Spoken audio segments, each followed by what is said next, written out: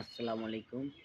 প্রিয় দেশ ও দেশান্তরী এবং বাংলাদেশ মুক্তিযোদ্ধা কল্যাণ ও পুনর্বাসন সোসাইটি কেন্দ্রীয় যুবকগণ এর পক্ষ থেকে বলতে চাই, আমাদের পাবনা ১/৬৮ সাতিয়াবেড়ার নির্বাচনে জনগণের ভালোবাসা ও আস্থা নিয়ে কাজ করে সবার শ্রদ্ধা ও আশীর্বাদ থাকাটাই প্রয়োজন। কারণ গরিবের বন্ধু হতে পারে।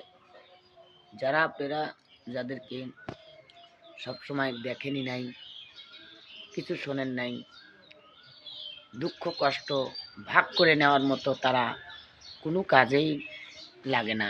বিপদে পড়লে একটা ফোন দিবেন, সে ফোন নম্বরও পাবেন না।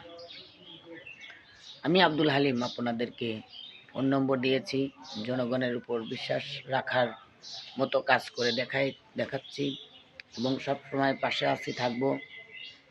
সবাই যদি আমাকে একটি বার ভোট দিয়ে জনসেবা করার সুযোগ করে দেন, পাবনা ১/৬৮ আংশিক সাতিয়াবেড়ার আসনে সবাই আমাকে জাতীয় সংসদ নির্বাচনের জন্য ভোট দিয়ে আপনাদের গরিব দুঃখী মেহনতি মানুষের সুখ দুঃখের সাথে কাজ করে এই সাতিয়াবেড়া উন্নয়নের একটি ধারা তুলে ধরতে চাই।